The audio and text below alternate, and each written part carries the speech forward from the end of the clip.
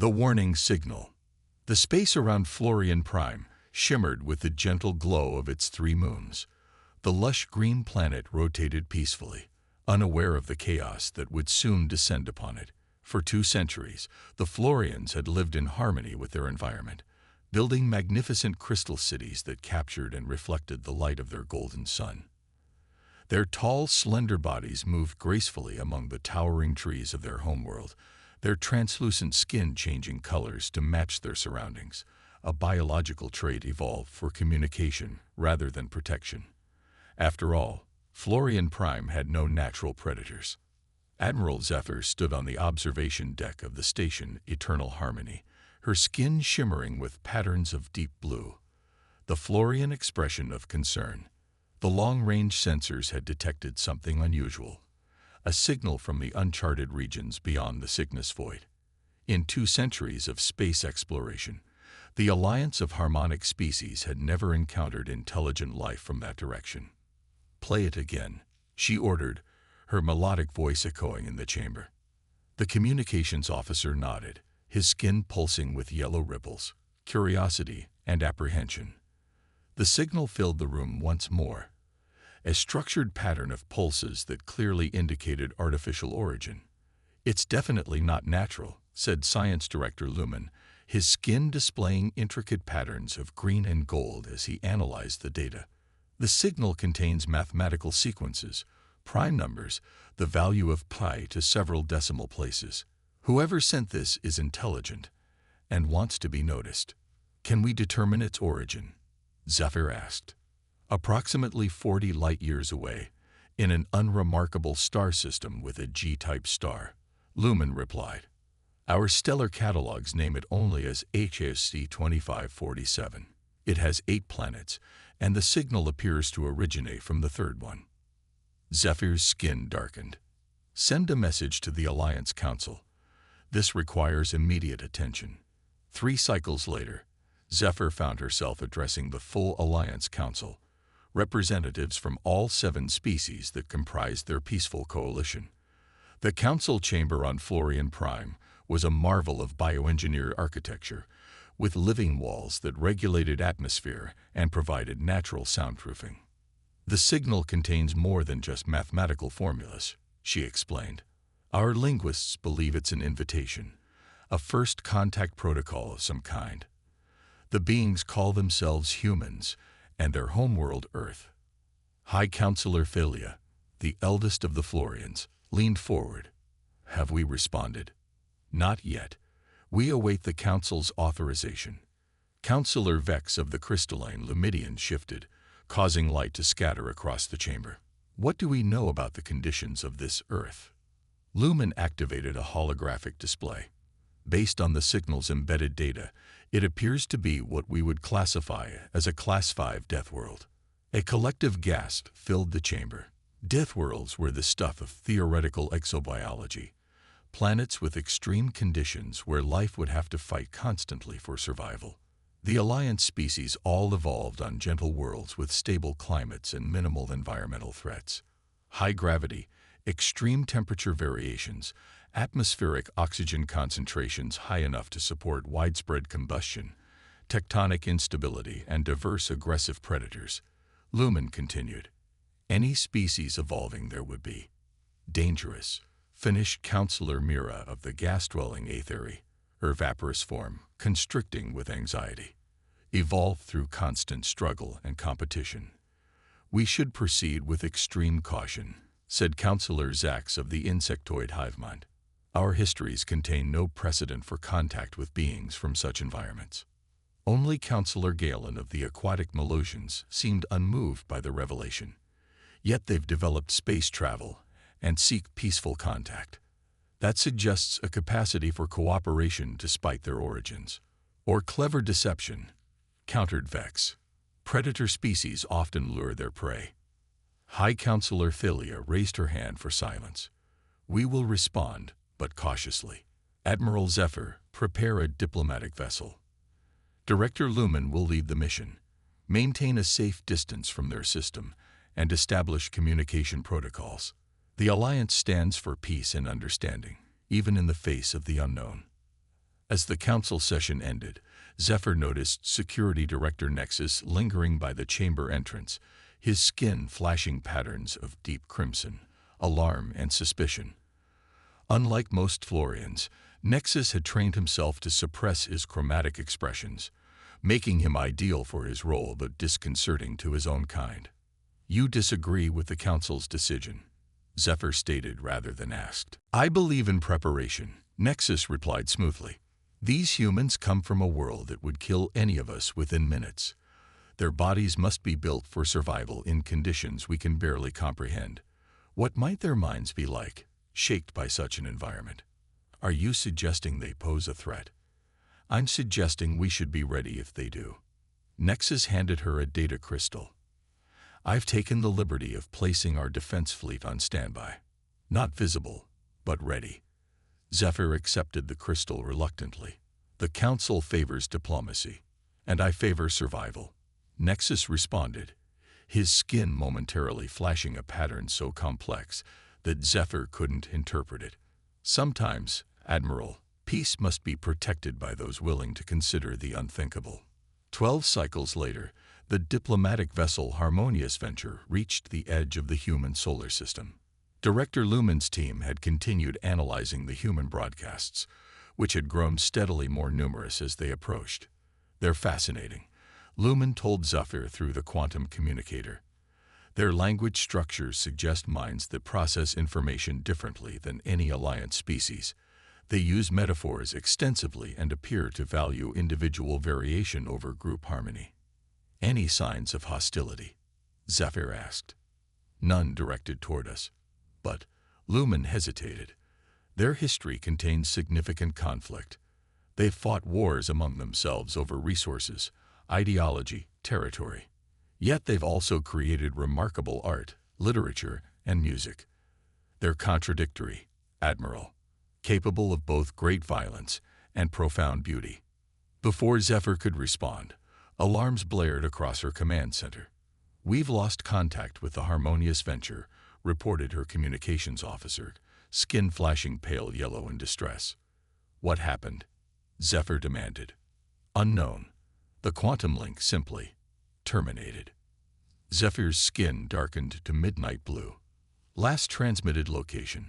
Just beyond the orbit of the gas giant they call Jupiter. Security alert across all Alliance territories," Zephyr ordered. "And contact Director Nexus immediately." Nexus arrived within moments, his skin showing only the faintest ripples of satisfaction. "It appears my concerns were justified." "We don't know what happened," Zephyr countered. "It could be a technical failure. A convenient assumption." Nexus activated the central display. "But our long-range sensors have detected multiple vessels leaving Earth's orbit. Their trajectory suggests they're heading directly for Florian Prime." Zephyr studied the data with growing alarm. The human ships were unlike anything in the Alliance fleet, angular, utilitarian, with what appeared to be significant armaments. "How many?" 17 vessels, varying sizes. Based on their energy signatures, they're heavily powered and likely well-armed. They'll reach our territory in 15 cycles. "We should convene the council," Zephyr said. "Already done," Nexus replied smoothly. "They're waiting for us." The council chamber was tense when they arrived. The representatives of all 7 Alliance species displayed their various signs of stress. The Florians' darkened skin. The Lumidians' dulled crystalline bodies, the contracted forms of the Etheri. "Director Lumen's mission has failed," High Counselor Philia announced gravely. "And now we face what appears to be a human fleet approaching our territory." "Is it an invasion force?" asked Counselor Zax. "Their numbers suggest a diplomatic mission with security escort," Zephyr countered. 17 ships is hardly an invasion fleet for an interstellar war. "Unless they're merely the vanguard," Nexus interjected. "We know nothing of their capabilities. A species evolved on a death world would develop technologies suited to survival under extreme conditions. Their weapons and defenses could be far beyond our understanding." "What do you propose?" asked Philia. "A preemptive defensive posture," Nexus replied without hesitation. Deploy our fleet to intercept them before they reach Florian Prime. If they come in peace, they can prove it by submitting to our protocols." Counselor Galen's water tank bubbled with agitation. "This goes against everything the Alliance stands for. We should hail them, establish communication." "We tried that," Nexus said coldly. "The harmonious venture is now silent." After hours of debate, the Council narrowly approved Nexus' proposal. The Alliance Defense Fleet, 60 vessels strong, moved into position at the edge of the solar system, prepared to intercept the incoming human ships. Zephyr commanded the flagship Celestial Guardian, a massive vessel that served as the coordinating center for the fleet. As the human ships approached, she could not shake her sense of unease. Something about this scenario felt wrong. "Hail the lead human vessel," she ordered. Moments later, a response came through. The view screen activated to reveal a human, a stocky being with dark skin and sharp eyes, wearing a uniform adorned with unfamiliar symbols. "This is Admiral Helena Chen of the Earth Diplomatic Fleet," the human said, speaking in perfect Alliance common language. "We come in peace, seeking to establish relations with your civilization after the loss of contact with our initial greeting party." Zephyr's skin rippled with surprise. "Your greeting party?" "Yes. The 3 small vessels we sent to meet your ship after receiving your response to our initial signal. When all contact was lost, we assembled this mission to investigate and hopefully establish proper diplomatic relations."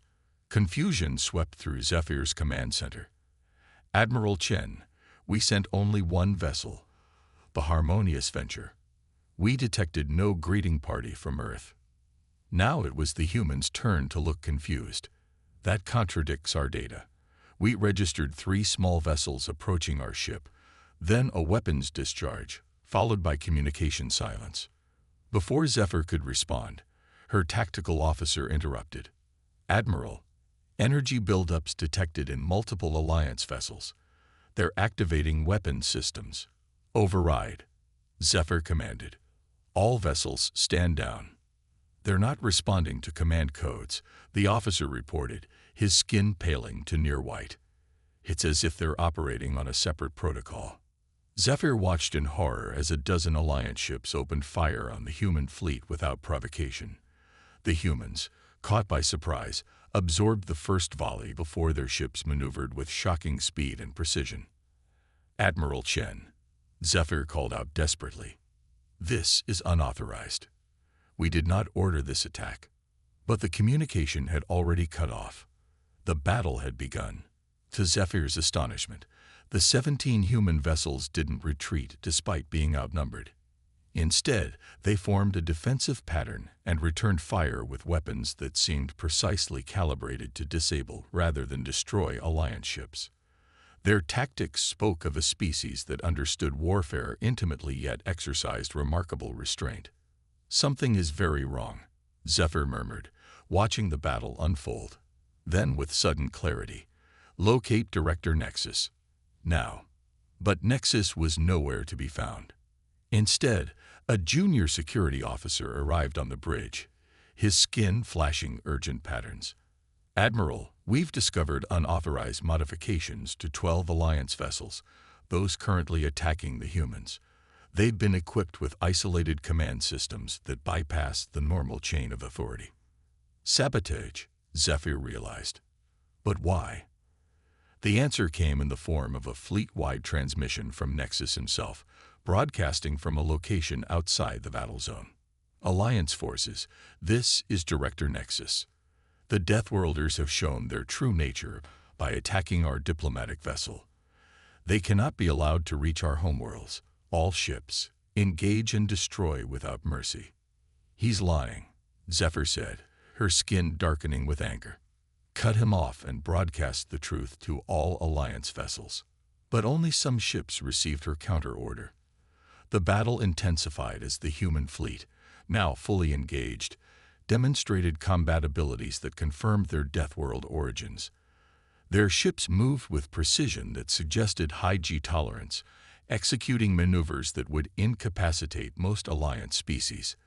Their tactical responses adapted rapidly to Alliance weapons, suggesting minds evolved to process threats quickly and develop countermeasures. Yet still, their weapons targeted propulsion and weapons systems, not life support or command centers. Even in battle, they sought to minimize casualties. As Zephyr watched, she made her decision. Set course to intercept Director Nexus's transmission source and open a secure channel to Admiral Chen. When the human's face appeared again, now tense with the stress of battle, Zephyr spoke quickly. "Admiral, I believe we've both been manipulated into this conflict. I request an immediate ceasefire and joint investigation." Chen's eyes narrowed. "Half my fleet is damaged, Admiral, and many Alliance ships as well. But this bloodshed serves only those who fear what our civilizations might achieve together." After a long moment, Chen nodded. "Ceasefire on our end. You have 1 hour to prove your claims." As the Celestial Guardian broke away from the battle, heading toward Nexus's hidden command post, Zephyr couldn't help but marvel at these humans, creatures evolved on a world that would kill a Florian in minutes, yet capable of showing restraint even when betrayed. Perhaps, she thought, there was much the Alliance could learn from Deathworlders after all.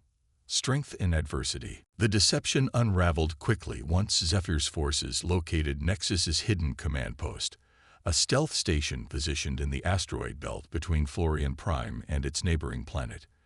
The Celestial Guardian approached cautiously, sensors detecting unusual energy signatures emanating from the facility. "No response to our hails," reported the communications officer, her skin flickering with tension. Zephyr studied the station's schematics. Something's not right. That facility isn't built to Alliance specifications. The tactical display showed the human fleet maintaining position at the agreed coordinates, honoring the ceasefire despite the confusion and damage they had sustained. Admiral Chen had even dispatched medical ships to assist injured Alliance personnel, an act of compassion that contradicted everything Nexus had claimed about Deathworld species. "Prepare a boarding team," Zephyr ordered. "I want answers." The boarding party, led by Zephyr herself, found the station eerily quiet. The expected security forces were absent, and the few personnel they encountered appeared confused, their skin patterns suggesting they had no knowledge of Nexus's true agenda. In the central command chamber, they discovered Nexus engaged in communication with entities whose appearance sent chills through Zephyr's body. The beings on the screen were vaguely humanoid, but with elongated limbs and faceless heads, members of no known Alliance species. "The Deathworlders have been contained," Nexus was saying. "Their vessels damaged. When they refuse our terms of surrender, we will eliminate them as planned." "Excellent," replied one of the faceless beings, its voice a synthetic monotone. "Proceed with the final phase. The Alliance must never ally with Earth. Their biological and technological potential combined with your resources would threaten our dominance." Zephyr stepped forward, weapon raised. "Director Nexus, you are relieved of duty and under arrest for treason against the Alliance." Nexus turned, his skin showing no surprise, only a complex pattern of dark red and black that Zephyr had never seen before. "Admiral Zephyr, always so predictable in your devotion to protocol. Who are you communicating with? Those are not Alliance citizens." "Meet the Void Hunters," Nexus said with unsettling calm. "They've observed our galaxy for millennia, culling species that might one day challenge them. We made an arrangement. The Alliance remains untouched so long as we prevent the emergence of any power that might threaten their dominance." "You betrayed everything we stand for," Zephyr said, her skin darkening to almost black with rage. "I preserved our way of life," Nexus countered. "These humans, these Deathworlders, they would change everything. Their minds work differently. They embrace chaos, innovation, risk. Within a century of contact, the Alliance would be transformed beyond recognition. That is not your decision to make. It is now," Nexus said, activating a concealed control panel. Throughout the station, alarms blared. "This facility will self-destruct in 15 minutes. long enough for me to reach my escape vessel, but not for you to return to your ship. A regrettable sacrifice. As Nexus turned to leave, Zephyr fired, the stun bolt striking him squarely. He collapsed, and the security team moved quickly to secure him. On the still active communication screen, the Void Hunters observed impassively.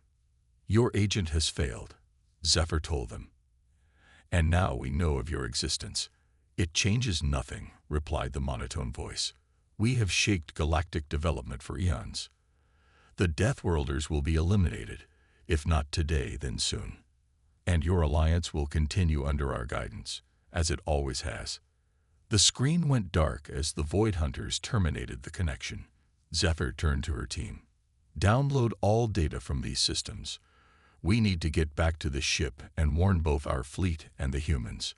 Racing against the station's countdown, they returned to the Celestial Guardian with minutes to spare. As they pulled away, the station detonated in a controlled implosion, leaving nothing but debris. Safely back on her command deck, Zephyr opened a channel to both the Alliance fleet and Admiral Chen. "Attention all vessels. We have uncovered evidence of external manipulation.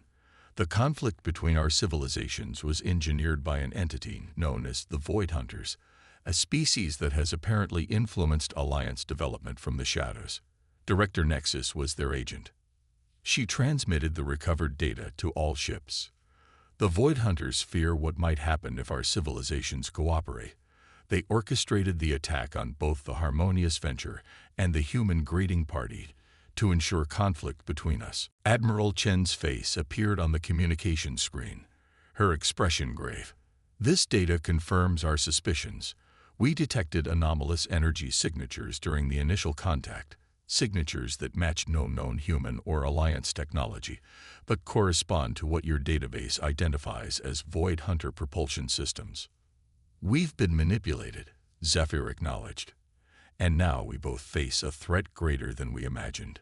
Before Chen could respond, the tactical officer shouted a warning. "Multiple vessels emerging from hyperspace. Configuration unknown." Wait, they matched the design specifications found in Nexus's files. Void Hunter attack ships. The space around Florian Prime suddenly filled with sleek, black vessels that seemed to absorb light rather than reflect it. There were dozens of them, converging from multiple vectors.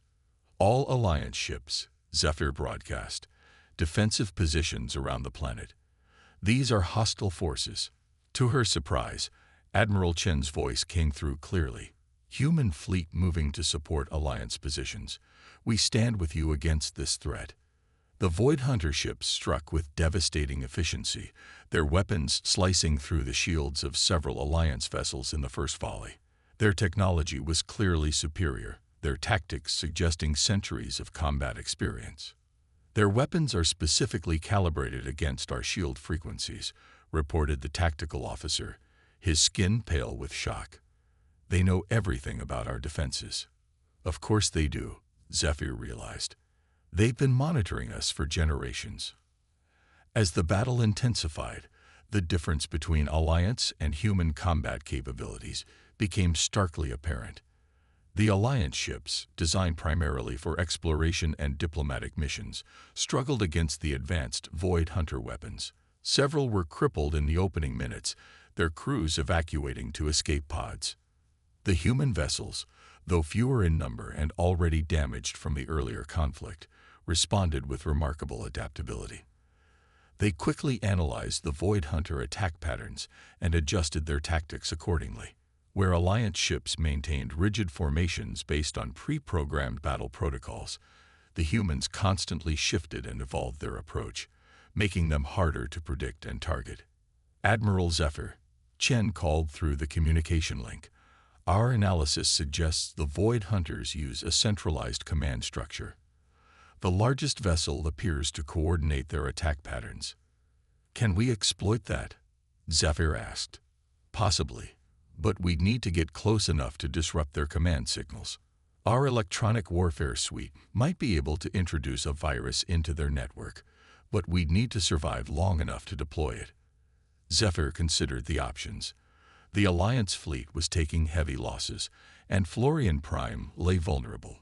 If the Void Hunters breached their defensive line, millions would die. Admiral Chen, I propose a joint operation. Our remaining ships will create a diversion while your vessel approaches their command ship. Agreed, Chen replied without hesitation. But we'll need covering fire at a specific moment. As they coordinated their plan, Zephyr couldn't help but notice the difference in human decision-making. Where Alliance protocols required lengthy analysis and consensus, Shen made rapid assessments based on incomplete information, a skill apparently honed on their Deathworld, where hesitation could mean death. The joint operation commenced with Alliance ships launching a concentrated attack on the Void Hunter fleet's left flank, a textbook maneuver that drew their attention and firepower. Meanwhile, the human vessels executed a complex series of jumps using their FTL drives, appearing and disappearing around the battlefield in a pattern that confused Void Hunter targeting systems. Admiral Chen's flagship, the Intrepid, suffered heavy damage as it fought its way toward the Void Hunter command vessel. Zephyr watched with a mixture of horror and admiration as the human ship absorbed punishment that would have destroyed an Alliance vessel twice its size. "How are they still operational?" asked her executive officer, watching the Intrepid's shield readings fluctuate wildly. "Redundant systems," Zephyr guessed, "and crew members who evolved to function under stress that would incapacitate any of us." The Intrepid finally reached its target position, launching what appeared to be primitive missiles toward the Void Hunter command ship. The enemy vessel easily destroyed the incoming projectiles, exactly as the humans had anticipated. The detonations created a cloud of specialized particles that adhered to the Void Hunter hull, creating a temporary blind spot in their sensors. Through this gap, the Intrepid transmitted its electronic warfare package directly into the Void Hunter command systems. For several tense moments, nothing happened. Then, one by one, the enemy ships began to drift out of formation, their weapon systems powering down. "It's working," Zephyr exclaimed, her skin brightening with hope. But the victory was short-lived.